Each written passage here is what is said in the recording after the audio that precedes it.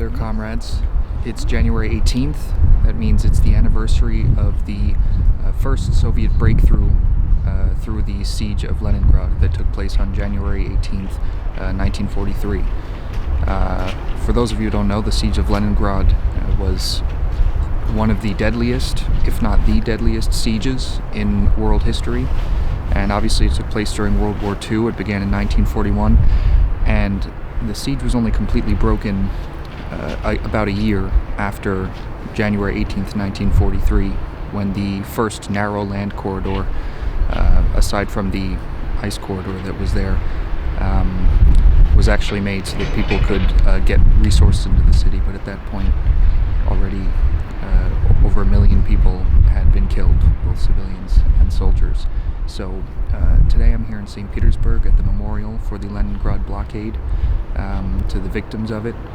And we're going to see several ceremonies today. Vladimir Putin is here. He's going to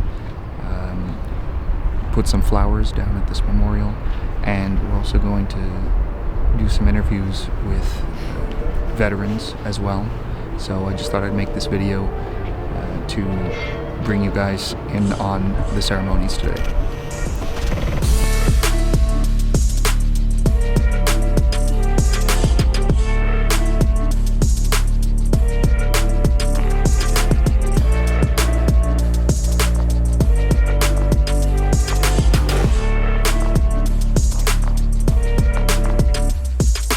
Capturing Leningrad was one of the main strategic objectives of Operation Barbarossa, Hitler's plan to conquer the Soviet Union. By September 8, 1941, German forces and their Finnish allies had cut off the last road into the city, thus beginning the 2.5-year-long siege that would come to be known as the largest loss of life in a modern city. Over 10% of Soviet industrial output, around 500,000 Soviet troops, nearly the entire Baltic fleet, and up to 3 million civilians were encircled within the city. Hitler's orders for German Army Group North were clear: exterminate the population and reduce the city to ashes. After the defeat of Soviet Russia, there can be no interest in the continued existence of this large urban center. Following the city's encirclement, requests for surrender negotiations shall be denied, since the problem of relocating and feeding the population cannot and should not be solved by us.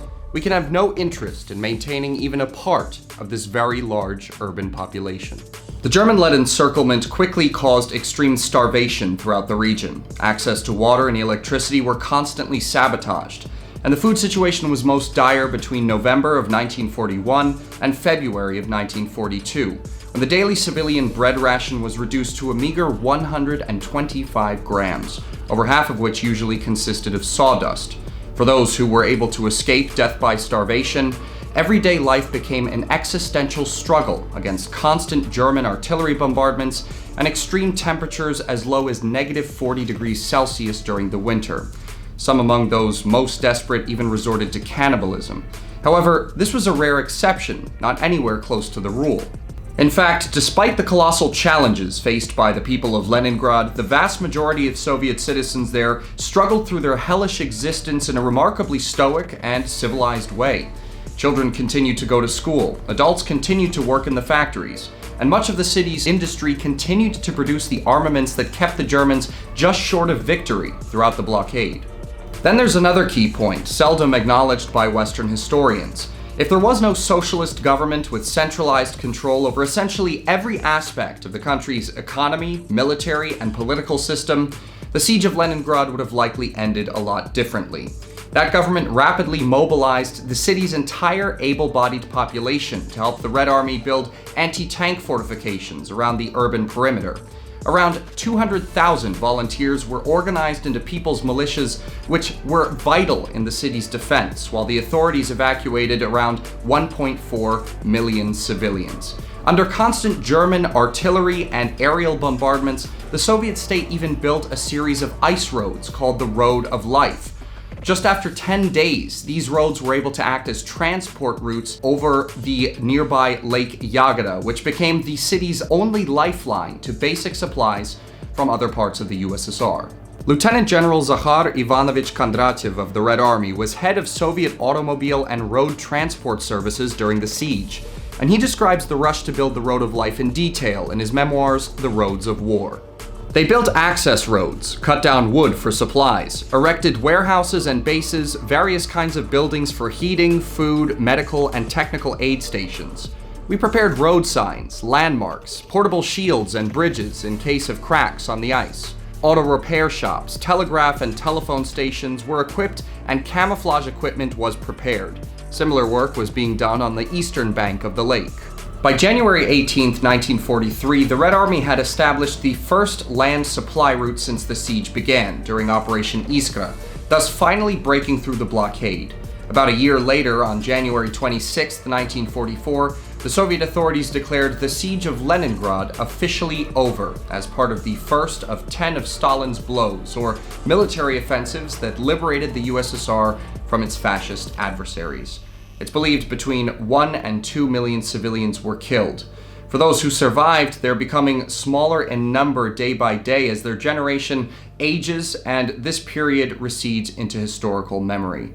Luckily for us, we were able to get interviews with some who lived through those dark times and were willing to share their stories with us. Я участник Великой Отечественной войны, защитник ленинградского неба. Богданов Валентин Иванович, Ленинград. Ленинградская блокада, так сложилась моя судьба, что вместе со своими сверстниками, ленинградцы, это 20-х, 30-х годов ребята, вместе со своими старшими братьями стали на защиту Родины, на защиту города Ленинграда. Так и со мной случилось, что я сам кончил 5 классов в 1941 году, и жили в городе Урицке, это недалеко от резиденции президента, где 14 сентября мы уехали с города Лигу, а немцы войдут 15 утром и будут там до 18-20 января 1944 года. А я в это время уже был в Ленинграде, защищал Ленинград. Пережив тяжелую, трудную зиму 1941-1942 года, когда у меня умрет мать, умрут родители, я в апреле месяце, в конце апреля пойду в школу. В мае нас уже отправят на огороды. Вот первая моя задача уже по самопринятию обеспечения Ленинграда была там, когда нас отправили в Бергардыку на месяц целый на выполнение сельскохозяйственных работ. Там, пробыв около месяца, я заболел, приехали обратно в Ленинград, потом перееду в Будельный, буду проживать на Костромской городе, в Выборгском районе в Ленинграде. В это время там будет построен аэродром Сосновка, который будет построен за 3 месяца. Я буду туда ходить, там у меня будет брат служить. А меня там начнут не схваткой после тяжелой блокады зимы людей, людского состава, а новая техника будет поступать, нужно же было принимать ее в не будет в батальоне аэродромного обслуживания, мне начнут поручать работы. В сентябре я начну ходить в школу, но со временем и то же самое буду ходить после занятий школы туда выполнять работу. И так получится, что я уже школу забрасываю, больше я не доучусь. Буду там работать, уже более длительное время выполнять работу. И в это одно время я буду посещать курсы радистов, которые кончу в январе 1943 года. А уже и буду выполнять работу на радиостанциях. Это по раннему обеспечению летящих вражеских самолетов. В мае месяце за принятие участия в обеспечении боеспособности тех воинских подразделений летных частей, которые базируются в Ленинграде, я буду зачислен уже воспитанником роты связи, добровольцем как бы.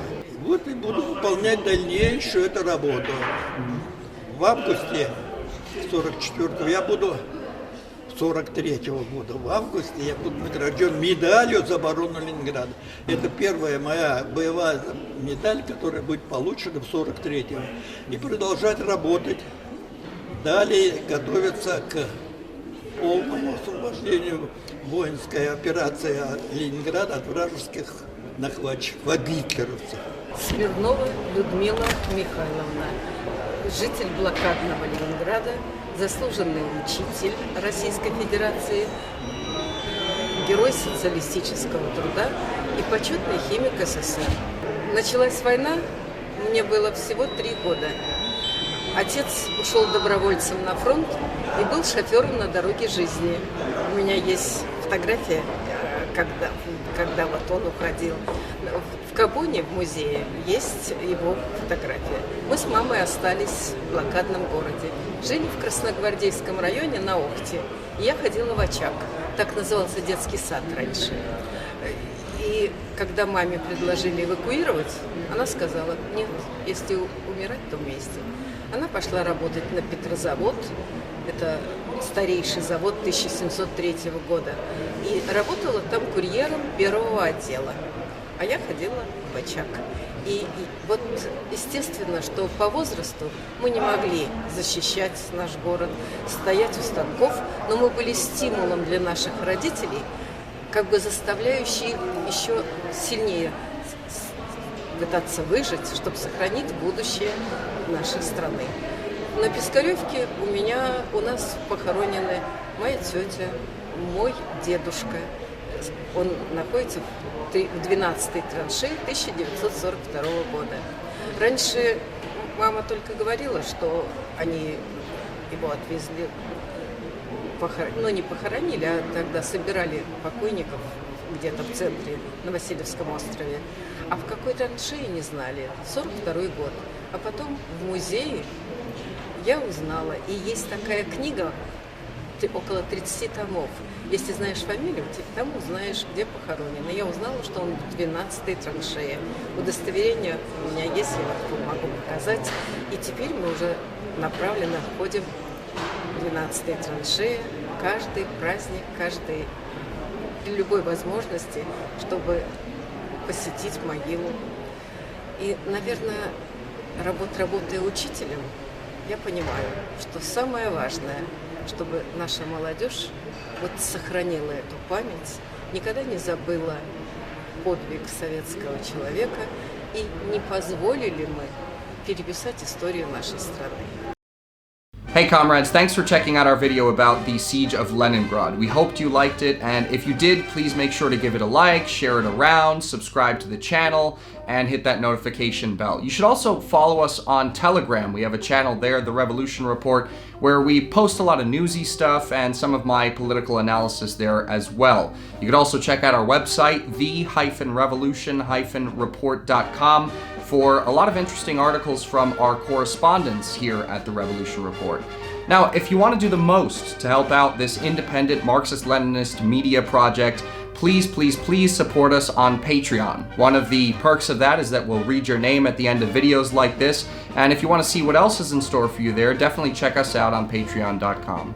Now, without further ado, we want to give a big thanks to our currently existing patrons on Patreon. I've got the list right here.